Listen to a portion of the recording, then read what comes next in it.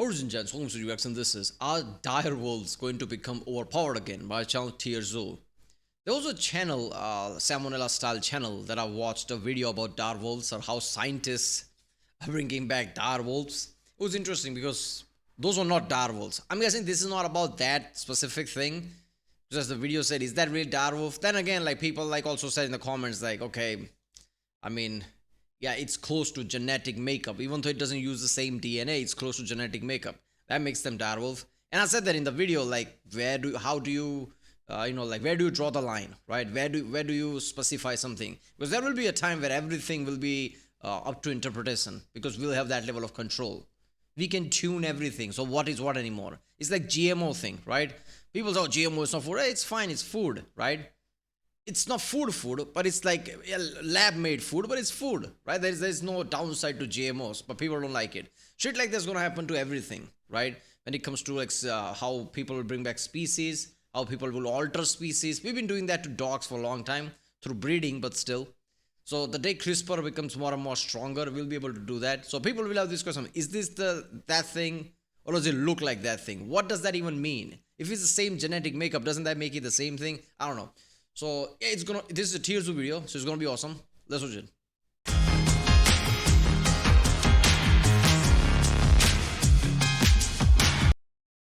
Remember, if you like my reaction, don't forget to like and subscribe. So I know which type of videos to react to more. I like watching zoology video, obviously. It's like after watching fucked up things happening in the world, like wars and shit that might break up, let's just say, which has been my recent video.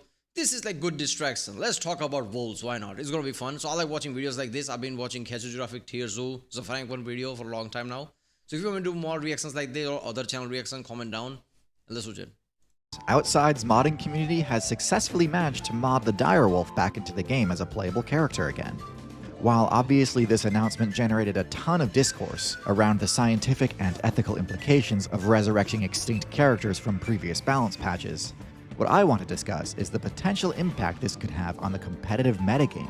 Just how overpowered was the Direwolf back during the Ice Age, and where are they most likely to place on the tier list in the current meta? First, let's discuss the Direwolf's base stats. The easiest way to do this is to compare them to the Grey Wolf. So the most obvious difference is their size, as they were on average a solid 40% larger than the Grey Wolf, which gave them a much higher HP stat.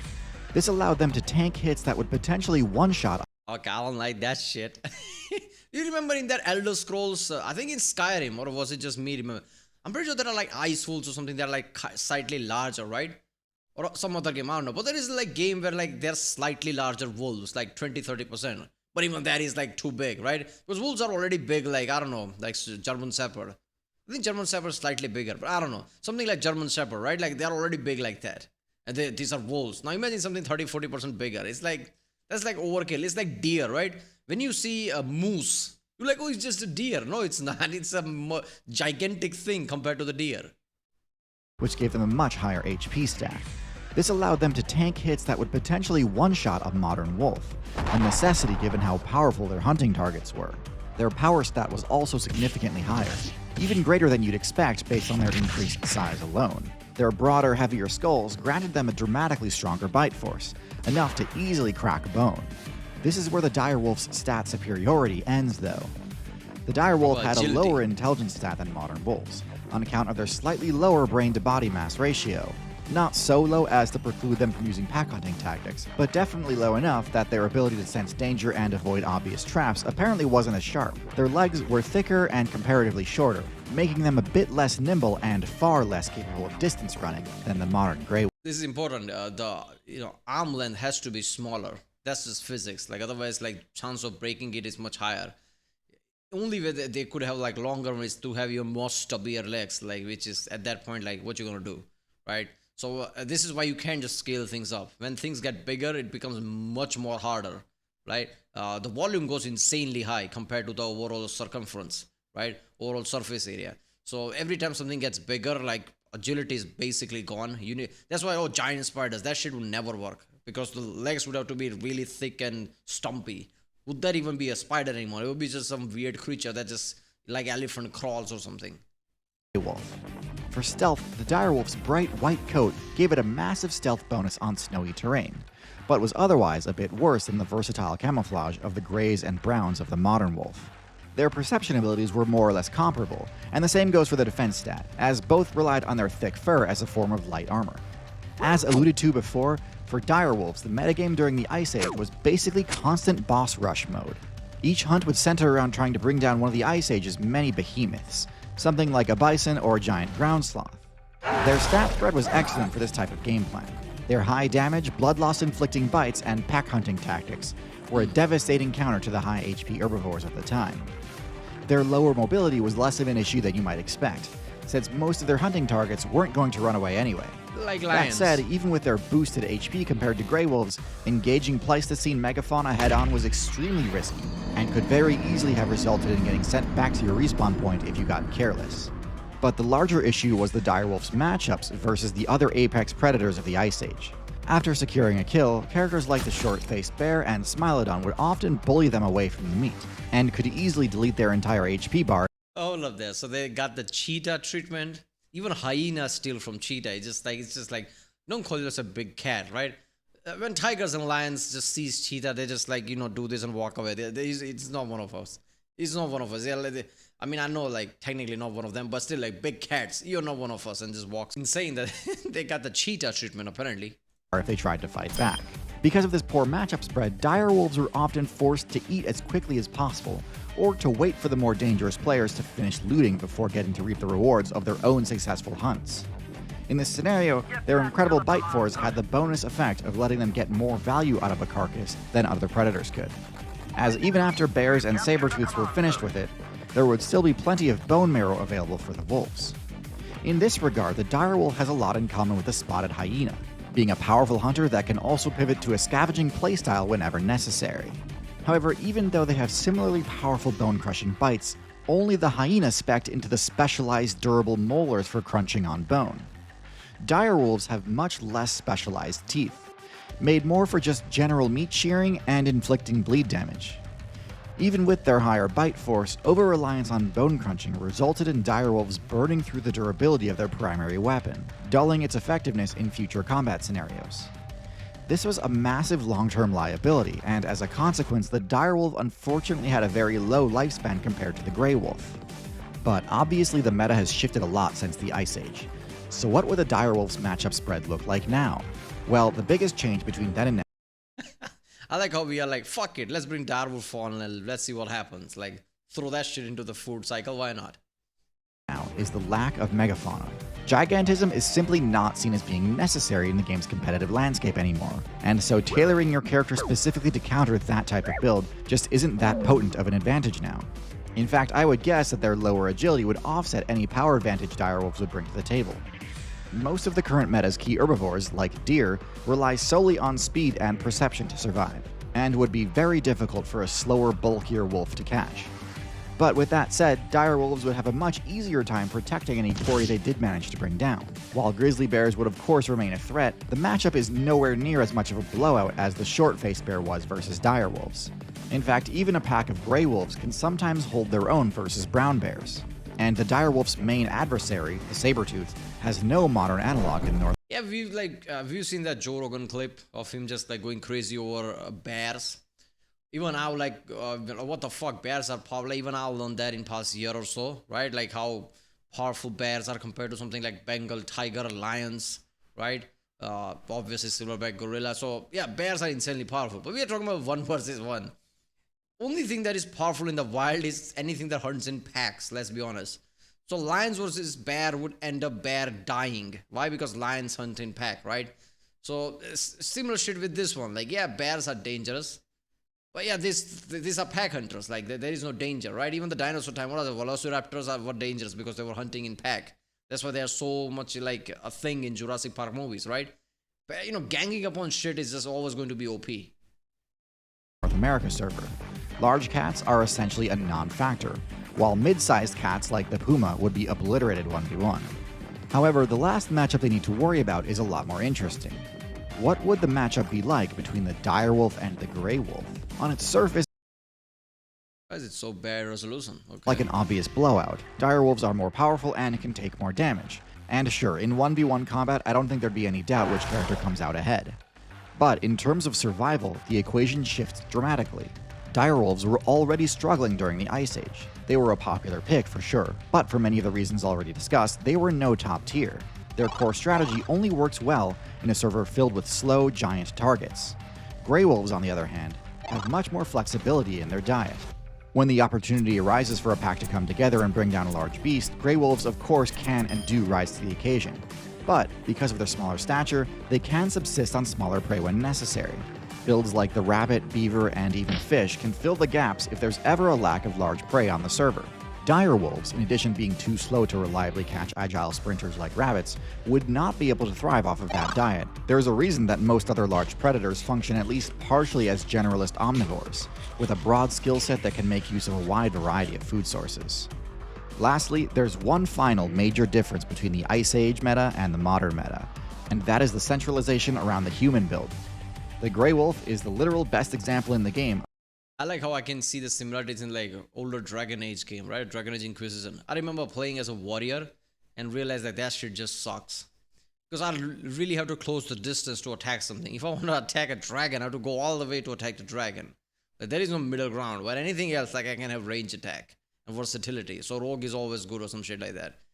So if you're some heavy ass tank, great. Like you can kick ass any big large prey.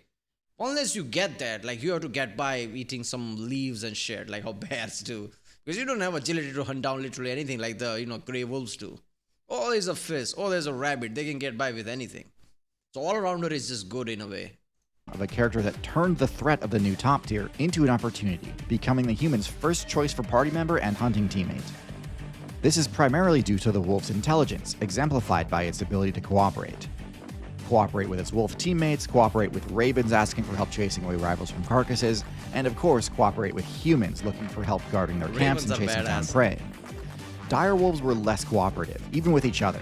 With direwolves being both less intelligent and requiring more food to survive, it's unlikely they'd have ever been able to slot into a human's party. So ultimately, I do believe the wolves already established in the meta will be able to hold their ground against these fearsome Ice Age predators. After all, they did it once before. Grey Wolves were added to the game around the start of the Ice Age, and survived through the entire glaciation period and into modern day. There's little reason to expect these resurrected direwolves would fare any better against the tried and true Grey Wolf now. Or is there? The fundamental assumption we've been making for this whole video is that these newly modded characters are in fact authentic direwolves. But how exactly did this group of data miners and modders go about reversing the removal of direwolves from the character select screen?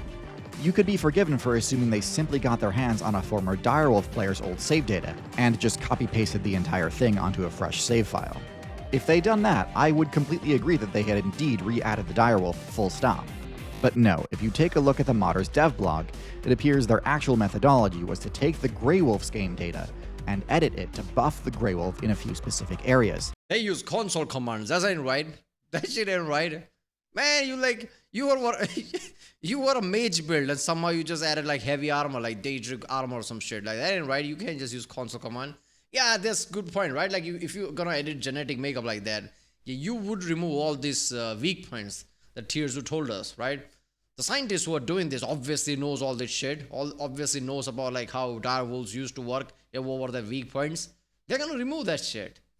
Isn't this like same thing like, fucking around with like like bioweapons and things like, okay, we are trying to make a super virus just so we can cure it type of shit. Maybe not that extreme, but still, aren't we screwing up ecosystem if we do this? Like, we don't know if this is a butterfly effect. What if this screws up a lot of things, right? Introducing one animal into Australia fucked up a lot of things, right? So who knows what kind of a like butterfly effect this has? Like we can't know that. But I guess like but that's where the science is. Like we have to like see what happens in that way, right? We can just everything let it be. That's how science works, I guess. To make it similar in size and power to the original direwolf. Now, whether or not this counts as a true direwolf is kind of up to your own interpretation. If you modded a horse to give it a horn, did you make a rhino? If you modded a beluga whale to give it a tusk, did you make a narwhal? Wait a minute, that's not the same thing. They're trying to bring direwolf with the same genetic makeup, trying to like iron out all the kings and things, but still, it's not the same as giving a tusk to horse and like calling it a rhino. If they took a horse's DNA and like mutated it at a level that it's completely like a rhino. When it gets born, it's stumpy, thick. That's a fucking rhino. Like I said in the video, like this like dilemma thing, isn't it? This philosophy issue, right? Philosopher will butt heads over this. So people told me in the comments like, what are you talking about, idiot? Of course it's like it's the same thing. Like I just said that in the video. Were you listening? Right? Like it's up to people to interpret, right? I could kind of see both sides of the argument here, but what I think is more important for our discussion is that these modders don't seem to have programmed in any of the direwolf's former limitations. They buffed the wolf's size and strength, sure. They even gave it a stark white coat, giving it a huge stealth bonus on snowy terrain, similar to the polar bear. But as far as I can tell, they did not nerf its mobility by giving it proportionally shorter legs, nor did they nerf the wolf's intelligence by giving it a proportionally smaller cranial cavity. And this is where I do think there's a genuine risk of these modded characters becoming broken, either in the overpowered sense or legitimately unplayable sense. They could be Direwolves gotten so good, so effective, they're hunting humans now. No. There you go, horror movie starts. Humans are literally hunting direwolves with guns, but somehow they're so smarter, they can like see humans coming and somehow is surviving. There's the whole horror movie script there. Oh, these scientists were trying to make direwolves so good, they made them really intelligent. Oh, we're so screwed. Extremely overpowered, possessing all the advantages of the dire wolf with zero trade-offs. But it's also possible that this modded build is so overtuned that its energy upkeep costs will be completely unmanageable. Exactly. Brain size in particular is one of those traits that can easily sink a build if the payoff doesn't materialize. As I want to say that, like, yeah, we can do all this shit, but remember, like, when you mod a game and the engine crashes, what if that shit happens here? Like, they don't survive. As brain size is one of the most calorically demanding traits in the game. The original Direwolf player base already ran into this roadblock at the end of the Ice Age, and this was without the increased energy needs of a larger brain. At the end of the Ice Age, the devs patched the game precisely to punish greedy, overtuned builds like this, and it was the compact efficiency of the gray wolf, coyote, and other small carnivores that kept them in the game while the direwolf faced extinction. We may never know Deus didn't punish them, Deus eliminated them. That's different. Which of these extremes ends up being true, as the modders have so far maintained that these super wolves will only be playable on their private server, where presumably their massive energy demands will be met regardless of their viability. Oops, they escaped. Oops, they are in the wilds now, we can't know that. Anyway, there's still way too much we don't know about these modded super wolves for me to say for sure whether or not I think they're actually going to be overpowered. Even that bit about their increased brain size is heavily speculative. I don't actually know if the code they edited actually results in increased brain size. From what I can tell, it's at least indirectly tied to brain size, but without directly measuring. Yeah, that's how genetics, that's how DNA goes, right? Like, we just assume that you can just like touch a DNA sequence here and there, it will just definitely, it's more complex than that. We can manipulate DNA, but we'll have to, like go into more detail, like how that plays out, how that's going to plays out in the long term. Right? Or is there another factor that's going to change it? A lot of our DNA is like dormant, it doesn't work, and whatever it works, like, is it direct result of that? Like, we need to, this is like uncharted territory. We barely started scratching, so we don't know. These super wolves' brain sizes and metabolisms, it's impossible to say for sure. If you or anyone you know is a part of this modding community, I'd love to get in touch.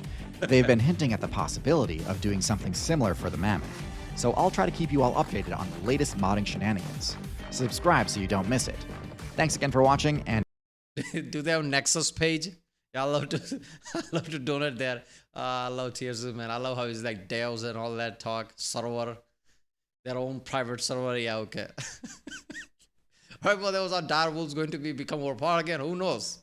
It's going to be interesting whatever happens, unless it causes some effect that is like a chain effect that kills all our crops, kills all the bees, then somehow kills in the long term. Aliens come centuries after and like, what a morons. They bring back one species and they kill everything. They couldn't even stop it.